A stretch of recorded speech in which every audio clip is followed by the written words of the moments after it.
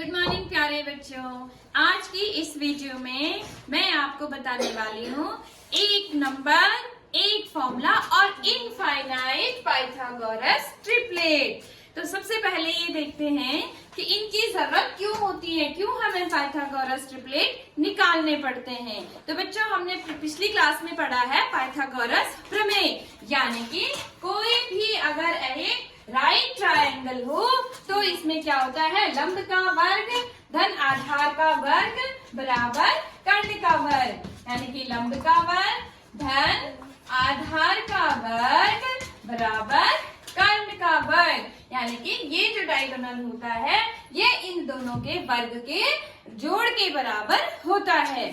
तो अब बारी आई भाई पाइथागोरस ट्रिपलेट की हमें। तो बच्चों हमने क्या बोला कि पाइथागोरस ट्रिपलेट की जरूरत कब पड़ती है, अगर इस राइट ट्रायंगल की हमें एक साइड दे रखी हो, सपोज हमें लंब की लंबाई दे रखी है 4 सेंटीमीटर, तो हम कर्ण और लंब का कैसे नाप निकालेंगे। तो इसके लिए बेटा इस पाइथागोरस ट्रिपलेट की नीड पड़ती है। सपोज देखो मैंने कहा वीडियो की शुरुआत में मैंने कहा था एक नंबर, एक फॉर्मूला और इनफाइनाइट पाइथागोरस ट्रिपलेट। तो देखिए बेटा फॉर्मूला क्या है, n स्क्वायर माइनस 1 2n और n स्क्वायर प्लस 1। तो बेटा देखो एनी कोई भी एक नंबर ले लो, n बराबर सपोज मैंने लिया है 3, तो देखो क्या हो जाएगा n स्क्वायर माइनस 1, 3 का square minus 1 and 3 into 2 and 3 square plus 1। तो 3 का स्क्वायर कितना होता है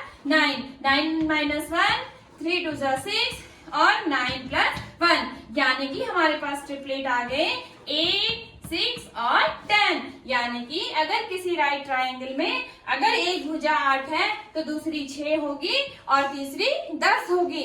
अब देखो इसको हम कैसे टेस्ट करेंगे कि भाई देखो लंब का वर्ग धन आधार का वर्ग बराबर कर्ण का वर्ग, यानी कि ये 100 हो गया, ये आपका 64 हुआ, ये आपका 36 हुआ। तो देखो बेटा ये आया आपके पास पाइथागोरस ट्रिपलेट। इसी तरह से हम बहुत सारे कोई भी एक नंबर लेके सारे पाइथागोरस ट्रिपलेट बना सकते हैं। तो n बराबर 5। अब आपको ये ट्रिपलेट बनाने हैं और कमेंट में लिख के बताना है।